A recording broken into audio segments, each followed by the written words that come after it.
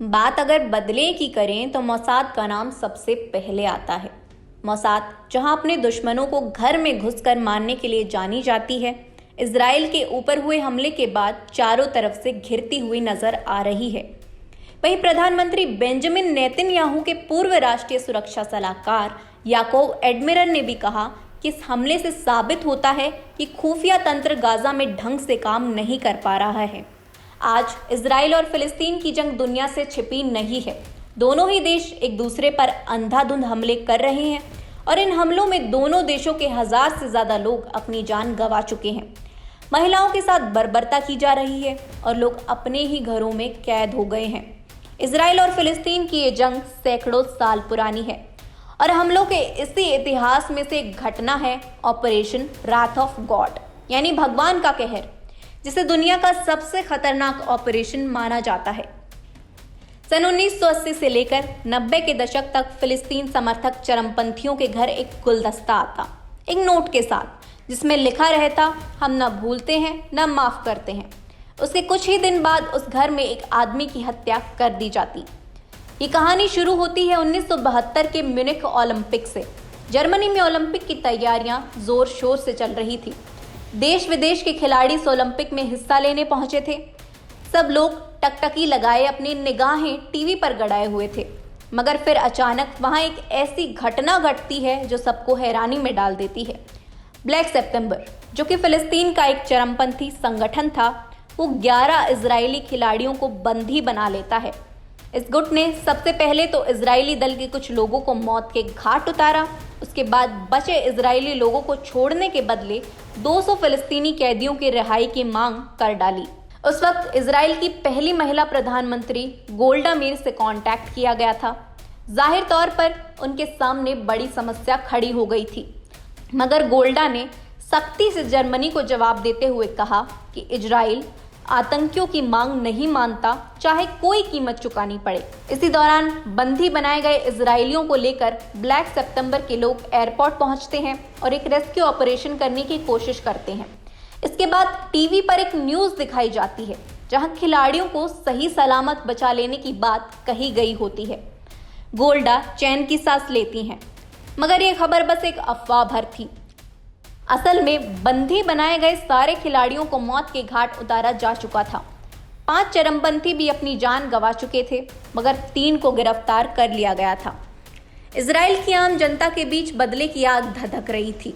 Israel ने Syria और Lebanon में चरमपंथियों के ठिकानों पर बमबारी कर बदला लिया भी, जिसमें 200 लोग मारे गए, मगर म्यूनिख में हुए हत्याकांड के 3 दोषी अभी भी जिंदा थे। म्यूनिख मामला अभी ठंडा हुआ नहीं था कि 1972 में सीरिया से जर्मनी आ रही एक फ्लाइट को 2 लोगों ने हाईजैक कर लिया। उन्होंने मांग रखी कि म्यूनिख में पकड़े गए हमलावरों को रिहा किया जाए। जर्मनी ने भी ऐसा ही किया। 11 इजरायलियों की जान जाने और 3 हमलावरों की जान बख्शे जाने से पनपे गुस्से ने जन्म दिया मोसाद को। मोसाद इजराइल की खुफिया एजेंसी है और इसके जिम्मे आया दुनिया के सबसे खतरनाक ऑपरेशन को अंजाम देने का काम। म्यूनिख हमलों के आरोपियों की एक लिस्ट बनाई गई, जिसमें कुल 20 से 35 लोगों के नाम थे जो यूरोप और मिडिल ईस्ट के देशों में फैले हुए थे। ऑपरेशन राथ ऑफ गॉड मतलब भगवान का कहर का असल मकसद लिस्ट में मेंशन आरोपियों को उनके ठिकानों से ढूंढ कर मारना था। माइकल हरारी, जो कि मोसाद एजेंट थे, वो इस ऑपरेशन को लीड कर रहे थे। तारीख 16 अक्टूबर साल 1972। रोम के एक होटल से गोलियां चलने की आवाज आती है और मोसाद की लिस्ट से पहला नाम काट दिया जाता है। अब बारी थी ब्लैक सितंबर के एक और लीडर महमूद हमशारी की, जिसे भनक थी कि मोसाद उसके पीछे है। हमशारी को एक दिन एक पत्रकार का फोन आता है। वो घर से निकल जाता है। जब घर वापस लौटता है तो एक और फोन कॉल आता है, जिसे उठाते ही उसके घर में बॉम्ब ब्लास्ट हो जाता है। कुछ दिन अस्पताल में रहने के बाद वो दम तोड़ देता है। म्यूनिख हमले के जिम्मेदार लोगों को मारने की कहानी यहीं खत्म नहीं होती। अमेरिकन यूनिवर्सिटी में काम करने वाले एक प्रोफेसर पर शक था कि उसने म्यूनिख हमले के लिए हथियारों की सप्लाई की थी। जब वो प्रोफेसर घर लौट रहा था तो उसे गोलियों से भून दिया जाता है। उसके सीने और माथे में गोलियां भी एक पैटर्न में मारी गई होती हैं, जैसे उसमें कोई संदेश छिपा हो।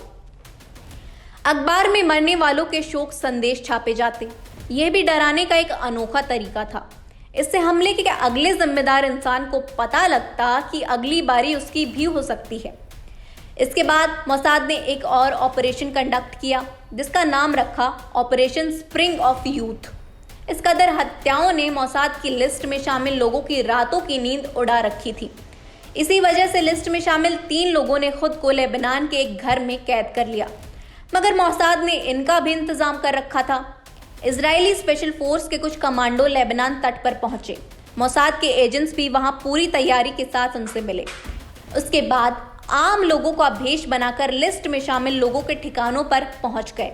उसके बाद अपने टारगेट्स की बिल्डिंग में पहुंचे और उन्हें मौत की नींद सुलाकर वापस लौट आए। मोसाद का अगला निशाना था commander Ali Hasan Salameh. Salameh को म्यूनिख हमलों का मास्टरमाइंड माना जाता है, क्योंकि गोल्डा मीर के कार्यकाल के दौरान ही ऑपरेशन रात ऑफ गॉड की शुरुआत हुई थी। इसलिए सलामे ने गोल्डा को मारने का प्लान बना लिया था। मोसाद को भटकाने के लिए थाईलैंड में इजराइल के दूतावास पर हमले की रणनीति बनाई गई। 14 जनवरी 1973 में गोल्डा रोम के दौरे पर जाने वाली थी। इसी दौरान मोसाद को एक फ़ोन कॉल के बारे में पता लगता है, जिसमें एक बात कही जाती है, जश्न के लिए मोमबत्ती जलाने का वक्त आ गया है। मोसाद इस कोड वर्ड को सुलझा लेती है। इसके बाद रोम में छापेमारी के दौरान एक घर में मिसाइलों का ब्लूप्रिंट मिलता है। गोल्डा का प्लेन रोम उतरता है और चारों तरफ कड़ी सुरक्षा होती है, मगर उसी दौरान सिक्योरिटी फोर्स की नज़र एक वैन पर पड़ती है। ड्राइवर को नीचे उतरने को कहा जाता है, मगर फिर फायरिंग शुरू हो जाती है। वैन को खोलकर देखते हैं तो वहां 6 मिसाइलें मिलती हैं, जिनसे गोल्डा के प्लेन को उड़ाने की साजिश रची गई थी। मगर यहां से अली सलामे की उल्टी गिनती शुरू हो जाती है। काफ़ी साल छिपने के बाद 1979 में वो मोसाद के हत्थे चढ़ जाता है और उसकी कार में बॉम्ब लगाकर उसे उड़ा दिया जाता है। यह ऑपरेशन यही नहीं थमता, बल्कि मोसाद 20 साल तक म्यूनिख हमलों के दोषियों को चुन चुन कर मारता रहा।